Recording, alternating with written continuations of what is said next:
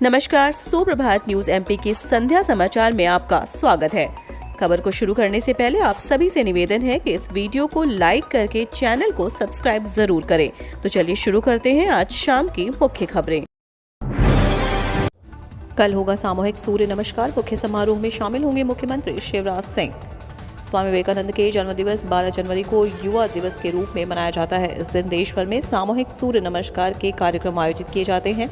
इंदौर में भी सामूहिक सूर्य नमस्कार के कार्यक्रम आयोजित होंगे। इंदौर में सूर्य नमस्कार के कार्यक्रम में 4000 से ज्यादा विद्यार्थी शामिल होंगे। इसके अलावा विभिन्न संस्थानों और संगठनों में सूर्य नमस्कार के आयोजन होंगे। सामूहिक सूर्य नमस्कार के कार्यक्रम में मुख्यमंत्री शिवराज सिंह चौहान भी शामिल होंगे। भोपाल में आज से खुले स्कूल। 9 बजे से पहले नहीं लगीं कक्षाएं। शीतलहर को देखते हुए भोपाल में अब स्कूलों का समय निर्धारित किया गया है। जिला शिक्षा अधिकारी नितिन सक्सेना ने बताया कि कलेक्टर अविनाश लवानिया के निर्देश पर आज दिनांक 11 जनवरी 2023 से भोपाल जिले के सभी सरकारी और प्राइवेट स्कूल खुल गए। इनके संचालन का समय तय किया गया है। दिनांक 26 जनवरी तक 2 पालियों में संचालित होने वाले स्कूल सुबह 9 बजे से और 1 पाली में संचालित होने वाले स्कूल सुबह 9:30 बजे से खुलेंगे। 14 जनवरी से फिर बदलेगा मौसम। सक्रिय होगा स्ट्रॉन्ग पश्चिमी विक्षोभ। घने कोहरे, शीतलहर का अलर्ट। वर्तमान में एक पश्चिमी विक्षोभ सक्रिय है, जिसके कारण तापमान में इजाफा हुआ है और ठंड का असर भी कम दिखाई दे रहा है। लेकिन मकर संक्रांति के बाद फिर ठंड का एक और दौर देखने को मिलेगा। एमपी मौसम विभाग के अनुसार 13 जनवरी तक ठंड से राहत रहेगी, लेकिन मकर संक्रांति पर ठंड फिर से दस्तक देगी। 14 से घना कोहरा और कोल्ड वेव का असर देखने को मिलेगा। दिन में कोहरा रहने और रात में कड़ाके की ठंड पड़ने की संभावना है। कर्मचारियों को जल्द मिलेगी खुशखबरी। खाते में आएंगे 40,000 से 81,000 तक रुपए। संभावना जताई जा रही है कि केंद्र सरकार इस महीने के अंत तक पीएफ खाता धारकों के अकाउंट में ब्याज का पैसा ट्रांसफर कर सकती है। हालांकि इस संबंध में सरकार की ओर से कोई आधिकारिक पुष्टि नहीं की गई है। माना जा रहा है कि अगर किसी कर्मचारी के खाते में 1 लाख रुपए हैं तो ब्याज की रकम 8,100 रुपये आएगी। मगर आपके खाते में 10 लाख रुपए पड़े हैं तो 81,000 रुपये और 5 लाख रुपए ब्याज जमा है तो 40,000 रुपये का ब्याज ट्रांसफर किया जा सकता है। अगर किसी उपभोक्ता के खाते में 7 लाख रुपए हैं तो उसके 56,700 रुपये मिलेंगे। ग्रामीण कामगार सेतु योजना का लें लाभ। केंद्र और प्रदेश सरकार भारत के ग्रामीण क्षेत्र के लोगों के लिए विकास एवं कल्याण के लिए विभिन्न योजनाएं निर्मित करती रहती हैं। इस प्रकार से मध्य प्रदेश सरकार ने ग्रामीण कामगार सेतु योजना नाम से एक स्कीम शुरू की है।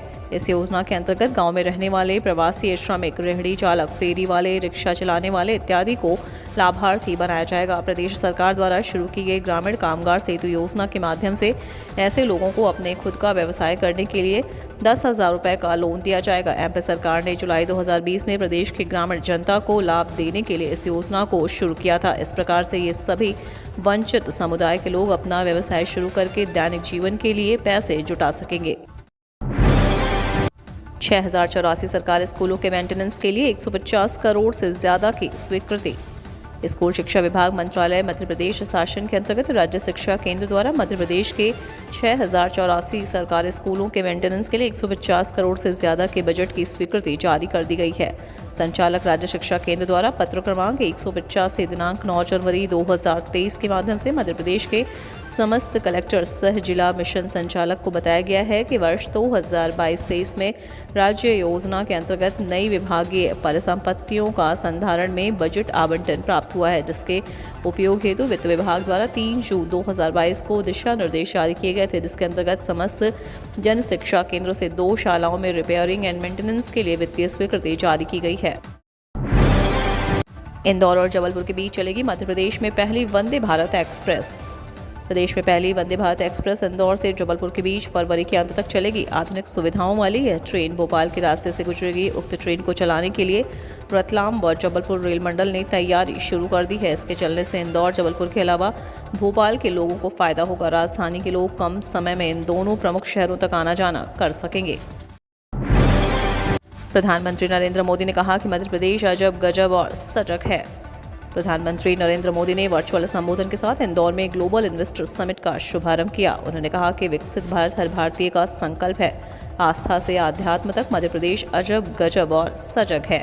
उन्होंने कहा कि मध्य प्रदेश इन्वेस्टर समिट के लिए आप सभी निवेशकों और उद्यमियों का स्वागत है। विकसित भारत के निर्माण में मध्य प्रदेश की भूमिका महत्वपूर्ण है। कृषि से लेकर शिक्षा से लेकर सभी क्षेत्रों में एमपी गजब है और सजग भी है। मनरेगा योजना में सुबह शाम दोनों समय अपलोड करने होंगे मजदूरों के लाइव फोटो, ऐसा नहीं तो मजदूरी नहीं मिलेगी। मजदूरों को गांव में ही रोजगार देने वाली मनरेगा योजना में सरपंच सचिवों और जीआरएस की मनमानी अब बिल्कुल नहीं चलेगी। किसी भी स्थिति में वे फर्जी मस्टर भरकर गड़बड़ी नहीं कर सकेंगे। इसके लिए केंद्र सरकार ने ही मजदूरों की उपस्थिति दर्ज कराने का नया सॉफ्टवेयर तैयार किया है। बाकायदा 1 जनवरी 2023 से नेशनल मोबाइल मॉनिटरिंग सिस्टम के जरिए मोबाइल ऐप से उपस्थिति दर्ज करना भी चालू कर दिया है। फिलहाल यह पाबंदी सामुदायिक मूलक योजना के तहत होने वाले निर्माण कार्यों पर लागू किया गया। इसके तहत ऐसे सभी निर्माण में यदि एक भी मजदूर काम कर रहा है तो उसकी उपस्थिति मोबाइल ऐप के जरिए दर्ज करना अनिवार्य कर दी गई है। मुख्यमंत्री शिवराज सिंह चौहान ने कहा कि देश में आईटी का अगला डेस्टिनेशन इंदौर होगा। मुख्यमंत्री शिवराज सिंह चौहान ने कहा कि देश में आईटी का अगला डेस्टिनेशन इंदौर होगा। स्वच्छता और कार्य को बेहतर वातावरण को हमने ब्रांड के रूप में स्थापित किया है।